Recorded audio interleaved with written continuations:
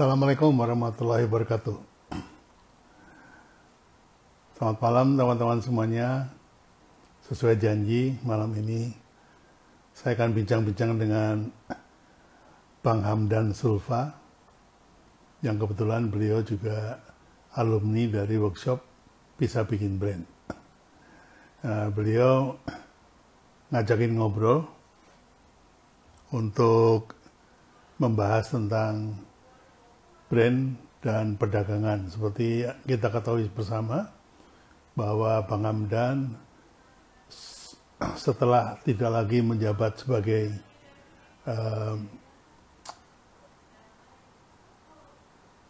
hakim ketua di Mahkamah Konstitusi, beliau menjabat sebagai ketua umum Syarikat Islam.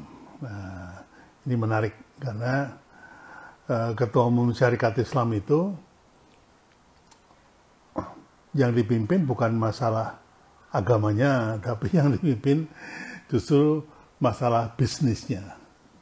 Karena dulu namanya adalah Syarikat Dagang Islam. Ini sudah, menurut sejarahnya sudah lama sekali. Sebentar ya, saya coba Google.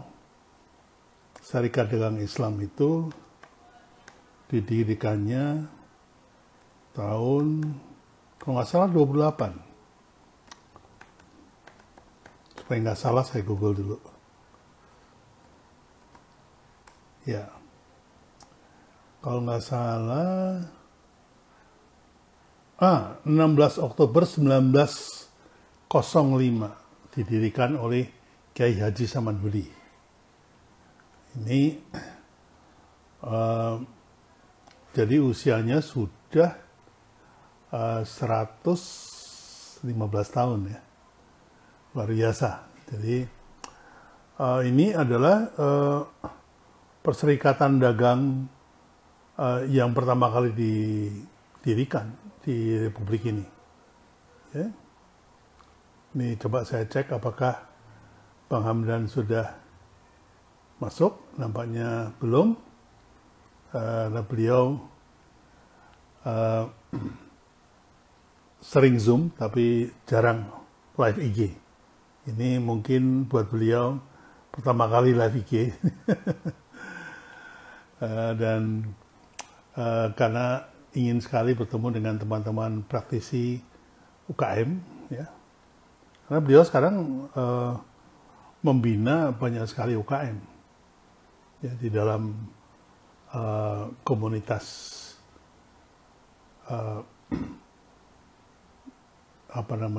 Syarikat Islam ini. Jadi meskipun namanya Syarikat Islam, tapi sebetulnya ini adalah kelompok bisnis. Jadi bukan kelompok bukan kelompok agama. Jadi bukan mengedepankan agamanya, tapi mengedepankan justru adalah bisnisnya. Jadi makanya begitu beliau menjabat sebagai ketua umum tahun berapa ya, 2015 kalau nggak salah. Itu 2016-nya beliau langsung mengikuti workshop Bisa Bikin Brand. Ini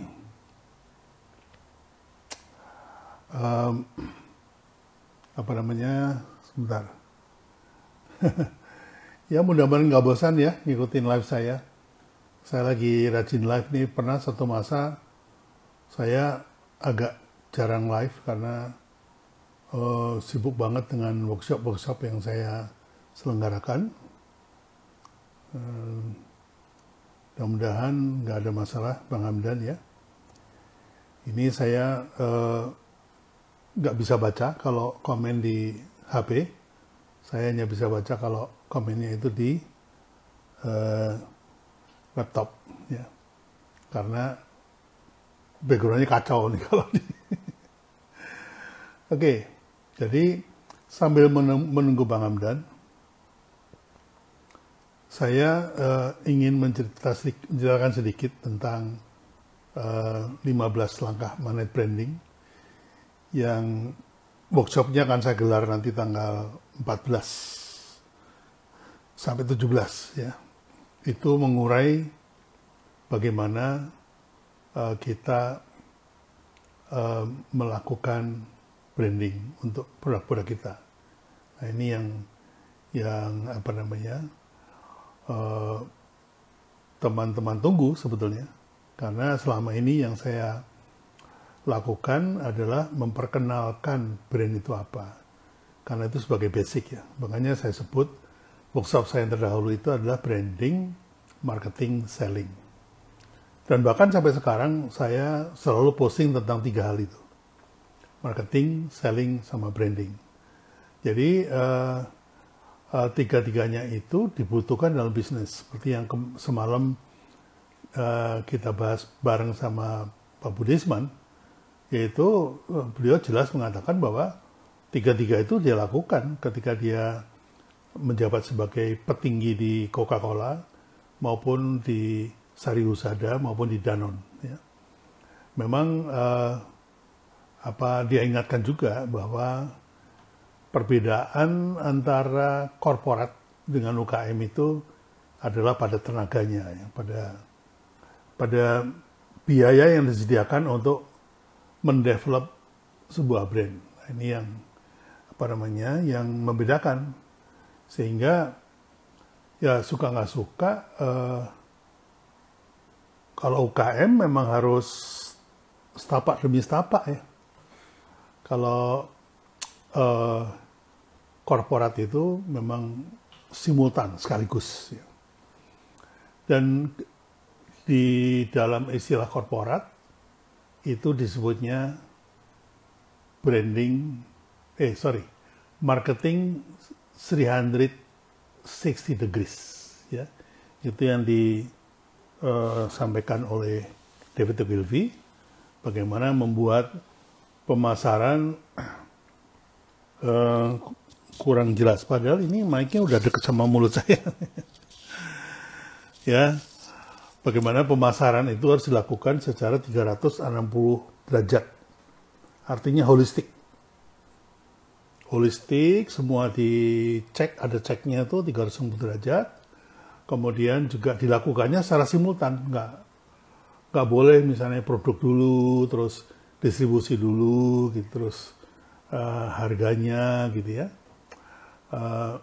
Ini apa namanya yang membedakan antara UKM sama korporat. Jujur aja sampai dengan tahun 2010 saya hanya bekerja dengan korporat ya. Apalagi ketika menggarap branding politik itu malah bukan cuma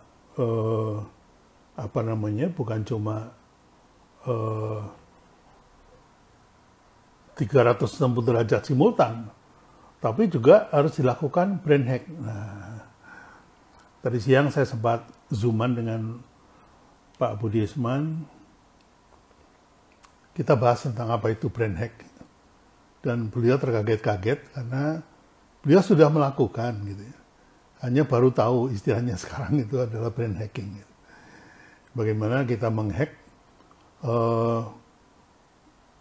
membekali para evangelis, ya, para pembela itu dengan hal-hal yang sudah direncanakan jauh sebelumnya. Ya, ini ini adalah pembahasan yang kita lakukan. Lalu tadi kita sepakat bahwa kita redesign ulang untuk teman-teman UKM atau teman-teman yang sekarang ini sedang berusaha untuk bangkit ya. Bagaimana menggabungkan antara bisnis dan brand. Nah, itu yang akan kami lakukan dan kita rencanakan mungkin pertengahan bulan November. Tapi saya ingatkan ya, ini bukan kelas basic ya. Meskipun kami mengatakan ini adalah 360 derajat basic. Tapi yang ikut harus sudah punya bisnis dan sudah melakukan paling tidak marketing 1.0. Karena kalau enggak akan sulit sekali untuk mengikuti, sayang uangnya, ya, sayang uangnya. Jadi saya pasti akan menghimbau teman-teman alumni, terutama alumni workshop offline bisa bikin brand, untuk mengikuti, karena itu kita menggabungkan ya, dua disiplin ilmu bisnis dan disiplin ilmu brand. Ya. Di sana akan kita bahas bagaimana memblendingkan antara SPM kanvasnya Pak Budisman dengan 15 langkahnya bisa bikin brand. Nah, nanti akan kalau ngelihat dari ininya tadi, blueprint tadi, kelihatannya keren banget nih, ya, keren. Dan apa namanya, sebentar, nah ini, ya mohon maaf saya harus kirim WA kepada beliau. Jadi 360 derajat marketing, ya, itu di dalamnya ada selling dan branding. Jadi itu holistik banget, dan itu sudah dilakukan oleh banyak korporat. Ya. Jadi brand hacking bukan barang baru ya, istilahnya saja baru. Kalau dulu disebutnya 360 derajat, sekarang disebutnya brand hacking. Nah, brand hack ini bukan persyaratannya harus dilakukan oleh orang-orang yang memang sudah punya jam terbang tinggi. Nah, itu sayangnya itu aja. Jadi mohon maaf bagi yang belum punya jam terbang tinggi, ditahan dulu syahwatnya untuk bergabung, meskipun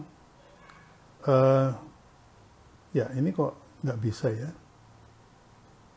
Oke.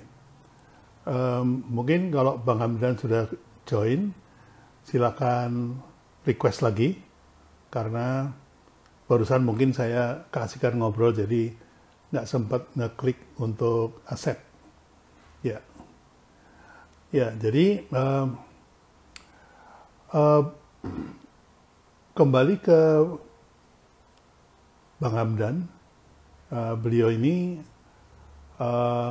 ya mau tidak mau personal brandnya adalah seorang hakim Mahkamah Konstitusi. Mempunyai karakter sebagai seorang hakim yang selalu menjaga keadilan bagi sesama. Assalamualaikum, Bang Hamdan. Waalaikumsalam, Pak B. Apa kabar? Baik, akhirnya bisa masuk ya. Tadi kayaknya ada kesulitan. Ini saya mulai IG ini baru pertama ini live, jadi agak bingung saya. Iya, nggak apa-apa. Baik, mungkin posisi HP-nya agak mundur sedikit supaya lebih jelas nampaknya, supaya teman-teman bisa lebih memandang wajahnya Bang Hamdan. Ya, berdiri betul. Ya, itu udah bagus ya, udah bagus. Jadi ini udah banyak yang menyapa Bang Hamdan nih. Saya selalu Pak Pi dan Mr. Hamdan. Wah, bravo katanya. Waduh, saya nggak tahu gimana ini. Apa muka saya udah kelihatan belum? Masih? Sudah. Ini sudah kelihatan dan sudah bagus. Jadi posisinya udah betul. Sudah betul ya? Iya. Ya. Oke. Nah, gitu. Iya. Mungkin mundur sedikit biar kaosnya kelihatan, bisa bikin brand. Ya, tuh kelihatan. Kelihatan, bagus sudah. Iya. Wah, ini saya, halo. Iya, iya. Ya, ini banyak kawan-kawan SI juga nih kelihatannya yang sudah masuk dan mengikuti acara kita ini. Iya, iya. Jadi Mari saya persilahkan Bang Hamdan menyapa teman-teman, mungkin cerita sedikit. Mungkin banyak teman-teman milenial yang belum kenal Bang Hamdan ini siapa. Ya, Silakan memperkenalkan diri, yang sebetulnya nggak perlu sih. baik. Terima kasih, Pak Abi. Assalamualaikum warahmatullahi wabarakatuh. Waalaikumsalam warahmatullahi wabarakatuh. Selamat malam, teman-teman sekalian. Ini terus terang ini, saya pengalaman pertama live di IG, di apa masuk di roomnya Pak Abi ya. Dan Pak Abi ini guru saya. Ini saya masih pakai ini bajunya ini branding nih ini. Nah, ya. Iya. Jadi, bisa bikin branding. Saya pernah belajar sama Pak Abi, memang tidak tuntas tapi cukup ya hampir setengah hari ya. Belajar branding. Saya diajarkan ada 15 langkah, 14 langkah itu. Tapi sekarang sudah agak lupa-lupa nih, semua tanya-tanya lagi sama Pak Abi. Ya, saya sekarang ya sejak tidak jadi pejabat negara ya, di Mahkamah Konstitusi, saya aktif di sosial. Saya aktif sosial. Ya, kalau pejabat itu kan mengabdi pada negara di atas. Sekarang saya mengabdi kepada negara di bawah, gitu. Dari bawah. Dan nilainya sama aja. Cuma yang di atas dapat gaji, yang di bawah kadang-kadang kita susah gitu. Karena kita kerja sosial. Tapi bagi saya sangat menyenangkan. Dan disitulah saya berkenalan kembali dengan Pak Abi yang dulu tahun 2004 ya Pak Abi, 2004. Nah, Ya. udah masuk lagi.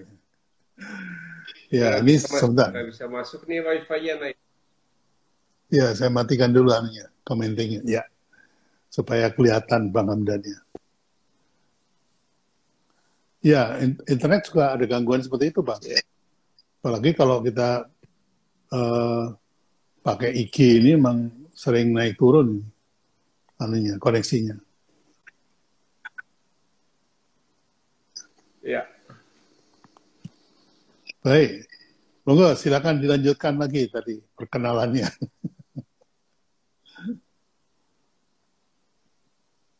Ini betul apa saya ganti dulu anunya, tapi ini juga apa namanya? Ini sinyal itu nggak bagus. Ya, sudah kedengaran ya?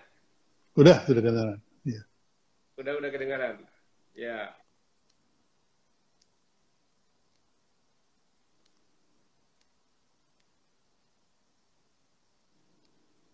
Ya.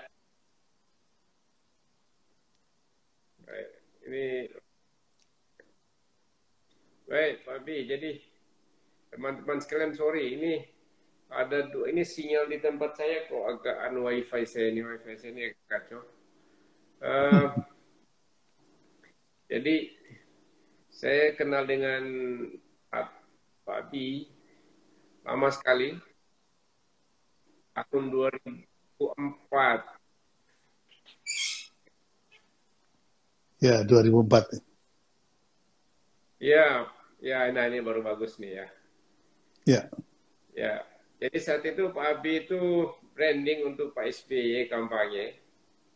Dan saya adalah tim kampanye dari Pak SBY di tingkat pusat. Dulu salah satu tim penasihat untuk kampanye Pak SBY. Nah, di situ saya bersama Pak Abi, dan Pak Abi ini luar biasa ya. Membranding SBY dengan sajadah Pak Abi dulu, sajadah panjang ya. Sajadah panjang, betul. Sajadah panjang. Ya, sehingga Pak SBY itu terpilih tahun 2004. Nah, saya baru ketemu lagi setelah kira-kira selesai setelah menjadi ketua MK.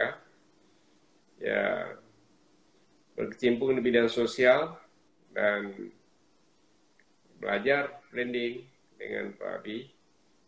Lalu mungkin ada orang bertanya, kenapa belajar branding? Nah, sebenarnya saya ada satu idealisme ya, untuk menghidupkan kembali sebuah organisasi pergerakan yang dulu sangat luar biasa, yaitu Serikat Islam. Organisasi itu berdiri tahun 1905, namanya Serikat Dagang, dan menjadi sebuah organisasi tempat para tokoh pergerakan kemerdekaan itu lahir. Jadi kalau boleh dikatakan Serikat Islam itu adalah rahimnya para tokoh kemerdekaan. Di situ lahir Soekarno, di situ Agus Salim, dan tokoh-tokoh semuanya, bahkan tokoh paling kanan ada di situ, ada Kartosuwiryo, tokoh paling kiri juga ada di situ, ada Semaun juga. Saya melihat organisasi ini luar biasa, walaupun pada akhirnya gara-gara Semaun organisasi SI itu terpecah, SI merahnya yang keluar semua karena tidak cocok dengan ideologinya Serikat Islam. Akhirnya terseleksi menjadi Serikat Islam Merah dan Serikat Islam Putih. Nah, idealisme saya adalah ada masalah besar di bangsa ini. Lama saya di pemerintahan, di DPR ada 5 tahun, pemerintah juga ada 3-4 tahun gitu di Sekretariat Negara, di Istana. Kemudian 5 tahun di MK. Ada satu problem besar bangsa kita ini, ya saya katakan warisan penjajah. Warisan penjajah, ada mentalitas kita, mentalitas yang lama dijajah itu mentalitas inferior. Ada itu. Ya, kadang-kadang kita membanggakan apapun dari asing itu hebat. Ya, apapun dari bule itu hebat. Nah ini saya merasa ini kapan mindset ini kita bangun sebuah kebanggaan bahwa kita bangsa Indonesia ini lebih hebat. Nah ini di mana persoalannya? Memang setelah saya lihat, Fabi, persoalannya itu bersumber dari sejak zaman Belanda pendidikannya. Pendidikan kita itu kan karena politik kebaikan, politik etis. Kita disekolahkan hanya untuk menjadi antenar, pegawai. Tidak pernah disekolahkan kita itu untuk menjadi orang-orang merdeka, menjadi wirausahawan sejati. Wirausahawan kan yang paling merdeka. Karena itu dulu orang-orang kampung kalau sekolah akan anaknya, pokoknya dapat ijazah cari kerja jadi antenar, jadi pegawai negeri. Pegawai negeri. Iya, jadi pegawai negeri. Ini mentalitas Belanda. Karena itu saya ide dasarnya Nadiem ini, Mas Menteri ini, saya suka. Jadi pendidikan yang memerdekakan gitu. Dan itulah ajaran Cokro. Jadi ajaran Cokro, taman siswa dan sekolah-sekolah Muhammadiyah zaman dulu itu sekolah yang memerdekakan. Beda dengan cara pendidikan Belanda. Nah, ini kita kembalikan itu. Jadi karena itu membangun sebanyak-banyaknya wirausahawan, orang-orang merdeka, orang-orang bangga memiliki 3 karyawan daripada gaji tinggi. Itu orang yang akan membangun Indonesia. Orang Indonesia jadi betul-betul merdeka. Dia bangga memiliki 3 karyawan daripada kerja dengan gaji tinggi. Ya, ini saya suka. Karena itu inilah yang saya ingin bangun di Serikat Islam. Karena itu saya bilang, saya ingin kembalikan semangat SDI di Serikat Islam. Karena dulu di Laweyan itu, tempat SDI itu yang namanya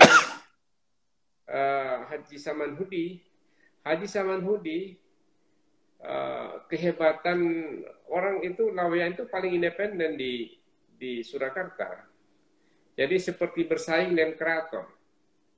Dan memiliki pendapatan yang sangat luar biasa. pendapatan. Ya. Jadi keraton punya apa, mereka juga punya apa. Kenapa? Karena mereka semua orang-orang independen dan wirausahawan sejati. Nah, ini yang harus kita bangun. Kita ini kan 350 tahun dijajah secara ekonomi, dihabisin jiwa wirausahanya, sehingga seluruh sumber daya kita menjadi sumber daya bangsa yang ya merasa di belakang gitu loh. Orang bule paling hebat semua, nggak benar loh. Nah ini yang kita Pak Bi. Jadi saya merasa itu, makanya saya sekarang 5 tahun turun ke bawah, sampaikan kasih semangat anak-anak muda di mana-mana seluruh Indonesia dengan branding kembali Syarikat Islam dengan mengambil semangat. Jadi gitulah ya teman-teman, cerita saya kenapa saya kalau dulu mengabdi dari atas, sekarang dari bawah, bagi saya sama mulianya ya, sama mulianya. Dan memang saya terbiasa Pak Bi, waktu di atas saya tidak pernah merasa di atas ya. Karena itu saya seringkali nguing-nguing saya suruh matikan. Bila nanti kalau sudah selesai nggak ada nguing-nguing lagi, saya sindrom. Ya, betul. Jadi pakai pengawal pun nggak terlalu perlu, karena ketika kita di atas harus melatih bahwa kita ada di bawah. Karena itu ketika di bawah, ketika biasa ya biasa aja lagi. Karena jabatan itu kan hanya sebentar. Kalau kelamaan diperhatikan gitu. Iya, gitu, Bang. Pak Bi. Ngobrol-ngobrol. Iya. Ini saya dengar SI juga sedang berbenah ya. Iya, Karena betul. yang saya dengar begini, persepsi dari teman-teman nih, Syarikat Islam, apalagi kalau kita dengar Syarikat Dagang Islam lahirnya 1905, itu persepsinya itu organisasi yang tua sekali. Isinya orang tua-tua, kemudian pemikirannya juga boomer, gitu ya, kuno-kuno. Gitu.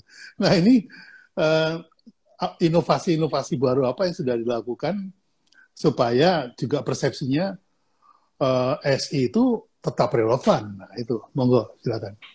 Iya, jadi memang tidak gampang rupanya membawa ide-ide baru, karena kalau kita masuk di SI,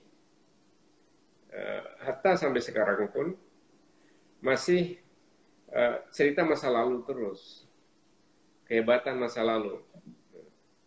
Ini yang banyak terjadi, ya. Yang masa lalu gitu.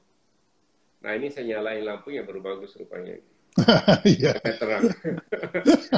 Tadi agak gelap. Tadi agak gelap.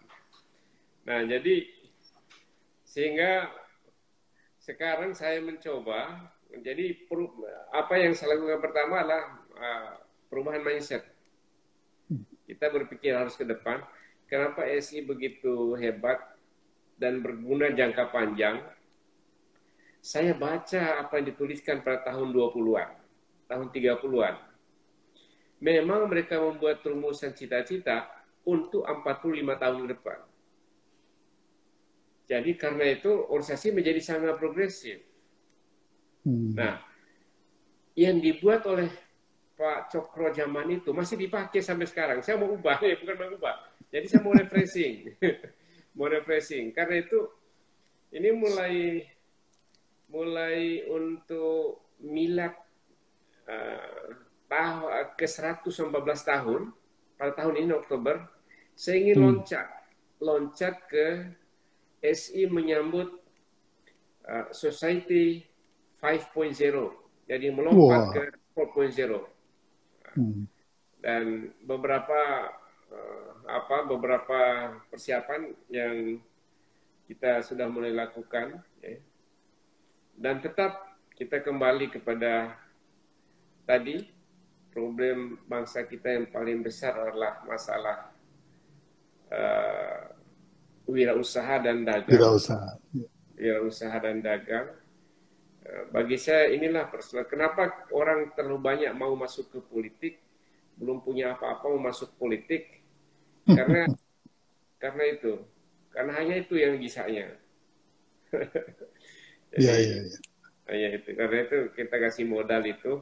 Bagi saya sebenarnya, saya lama di politik, kalau sudah memiliki kaki dan kekuatan ekonomi yang kuat, itu urusan politik sederhana. Hmm. Ya. Tidak perlu masuk ke politik pun, itu akan bisa mempengaruhi kebijakan. Karena hakikat politik kan mempengaruhi kebijakan. Kalau Kebijakan. kita mempengaruhi kebijakan tanpa kedudukan, itu kan kehebatannya, itu politik tingkat tinggi. Itulah Membuat lakukan. pressure group ya, Bang Adam. Ya, Nah, sebetulnya apa namanya, kalau kita bicara teman-teman UKM, itu kan kalau menurut eh, perbankan ini eh, cuma 2% loh pengusaha di Indonesia itu yang bankable gitu. Yang sisanya itu nggak bankable. Nah, kalau UKM kan memang tidak bankable, tidak mempunyai agunan. Nah, ini apa namanya? Menurut saya pandangan itu mesti dirubah, Bang Hamdan. Jadi eh, apa namanya? Tidak lagi melihat bahwa hanya orang yang punya agunan yang dianggap pengusaha. Nah, ini sesuatu yang saya pikir harus kita revolusi gitu ya. Karena sebetulnya pengusaha itu yang penting dia punya daya inovasi yang tinggi untuk melakukan usahanya. Ini menurut Bang Hamdan gimana? ya betul. Jadi emang saya sebenarnya belajar apa ya? Bukan belajar, jadi eh, membandingkan di beberapa negara, terutama sebenarnya negara-negara Skandinavia, ya. Skandinavia dan Kanada. Mereka begitu hebat ya, membangun usaha bersama, ya, usaha bersama, dan toko-toko komunitas itu mereka bangga belanja di toko-toko komunitas, dan mereka begitu sangat mempengaruhi pasar. Tidak ada yang bisa mendikte mereka karena komunitasnya kuat sekali. Kebersamaan dalam usahanya kuat sekali. Karena itu, misalnya sekarang katakanlah jaringan toko retail tidak perlu ditolak seperti di sini. Tapi tidak berani masuk begitu, karena tidak akan ada yang belanja di situ. Mereka suka dengan toko-toko retail yang punya komunitas itu sendiri. Mereka belanja di situ, mereka dapat diskon di situ. Saya kira inilah sebenarnya diciptakan oleh Hatta yang tidak pernah kita lakukan dalam kebijakan negara kita. Iya. Nah, ini persoalan ini yang tidak pernah. Jadi orientasi membangun usaha kita ini adalah membangun usaha besar semua. Jadi tidak membangun usaha orang banyak Bersama. Cita-cita para founding fathers kita. Ini lalai betul. Nah, yang hidup ini justru di Skandinavia. Negara Skandinavia dan Kanada termasuk. Ya. Malah kalau nggak salah di Singapura itu perusahaan terbesar itu adalah koperasi. Ya. Itu yang namanya apa ya? Saya lupa namanya. Tapi sampai punya perusahaan taksi, punya perusahaan macam-macam itu. Jaringan supermarket juga milik mereka juga. Nah, jadi perusahaan besar sudah kalah. Malah tahun berapa itu menguasai 65% dari perdagangan di Singapura. Ya. Itu harus kita, ini yang saya kira memang orientasi kebijakan kita yang itu satu ya, di samping mentalitasnya dari bawah itu. Tapi ada dua memang mentalitas yang tidak pernah dibangun dengan serius. Ya. Kemudian yang kedua, orientasi kebijakan negara selama ini selalu banyak orientasi ke atas. Memang dulu Soeharto luar biasa ya dengan gerakan koperasinya, tapi ada kesalahannya. Kesalahannya koperasi itu disuap. Jadi sehingga tidak bisa berkembang sebagai lembaga-lembaga mandiri. Ya hancur, jatuh Soeharto ya seluruhnya bubar gitu. Nah, itu yang terjadi. Sekarang dulu koperasi-koperasi desa itu luar biasa. Misalnya kalau kita keliling desa itu pasti ada toko yang besar apa. Tapi masalahnya pertanyaan kenapa bisa mati gitu di situ. Jadi karena apa? Karena itu usaha-usaha itu dibangun karena bantuan. Nah sebenarnya tidak itu yang kita kehendaki, tapi bagaimana usaha-usaha itu terbangun hanya memberikan biar mereka tumbuh secara mandiri, ya, tapi mereka diberikan dalam berbagai fasilitas gitu, tidak harus bantuan modal, ya. Tapi fasilitas dan kebijakan itu menjadi sangat penting biar tumbuh mandiri. Dan kemudian yang kedua, ya, mindset tadi, pendidikan tadi, ya, pendidikan yang memerdekakan itu. Karena Hatta itu, ya, koperasi itu kan organisasi. Jadi sekarang ini orientasi koperasi rusak lagi. Dulu waktu saya di MK, koperasi bisa didirikan oleh 2 orang. Saya bilang, apa bedanya dengan PT? Sekarang dengan bangga yang lagi, misalnya di Undang-Undang Cipta Kerja, koperasi bisa didirikan oleh 6 orang. Ya apa bedanya dengan PT, kumpulan modal? Ini koperasi kan bukan kumpulan modal, kumpulan orang. Betul, kumpulan orang. Jadi ini problem kita yang hakikat kita ini hilang. Karena itu ini bagi saya orientasi ini yang ini saya ingin bagian kecil untuk membangun kesadaran itu dari bawah. Saya tidak ingin bertindak-tindak ke atas, tapi ini kita bangun kekuatan dari bawah. Itulah yang saya lakukan, karena itu ngajak Pak Abi gitu untuk bantu. Wah, siap. Ya, selama ini juga kepada teman-teman UKM, saya ingatkan mereka bahwa yang besar itu punya kelebihan karena besar. Tapi juga kebesarannya mereka itulah merupakan kelemahan mereka, yaitu sulit bergerak karena besar. Jadi korporasi itu kalau mau ganti usaha itu sulitnya setengah mati. Tapi kalau UKM itu kelemahannya karena kecil. Tapi justru kecilnya itulah menjadi kelebihannya dia karena dia menjadi lincah. Nah, mau misalnya sekarang lagi musim durian, jualan durian. Nanti musim mangga, jualan mangga gitu. Itu pindah-pindah enak aja tuh. Coba kalau misalnya Indofood dari jualan mie suruh jualan lumpia kan itu rapatnya bisa tahunan itu. Bang Hamdan. Jadi, saya ingatkan teman-teman bahwa jangan kecil hati dengan kelemahan kita. Karena sesungguhnya kelemahan kita itu kekuatan kita. Ini yang tidak disadari teman-teman nih. Saya lama ada di korporasi, melayani korporasi, bukan kerja di korporasi. Saya melihat tuh, kalau misalnya saya punya usul untuk mengubah sebuah produk gitu ya, inovasi gitu, itu lama sekali.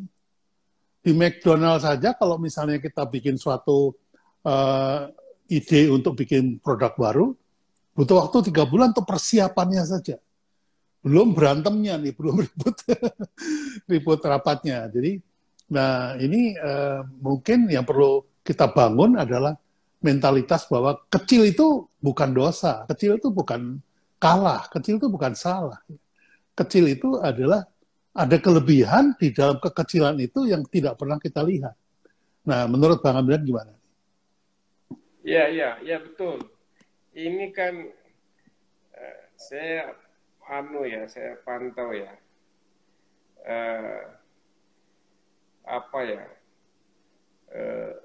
Membangun ini kan koperasi dan usaha gini.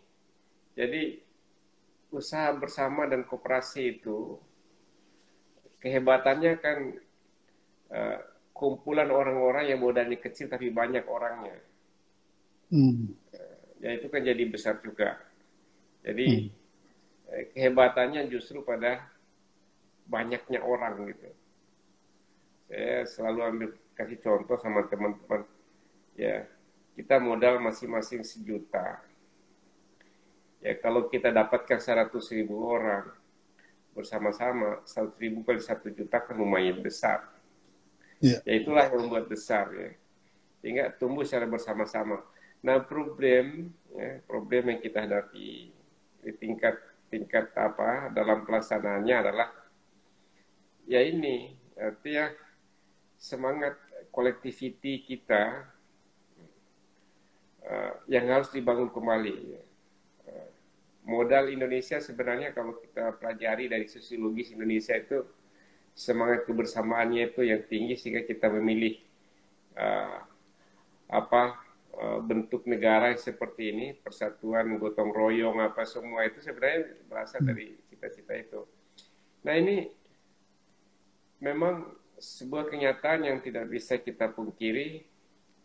Lama-kelamaan kolektivitas ini semakin berkurang. Saya coba tanamkan di bawah, itu tidak hal yang mudah begitu. Mudah. Karena itu memang harus secara terus-menerus kita lakukan, ya, memberikan pemahaman bahwa kita kecil betul, tapi kalau kita membangun usaha bersama dengan semangat kebersamaan, itu menjadi sangat besar dan kekuatan yang luar biasa. Ya. Ini ada beberapa organisasi yang mulai begini.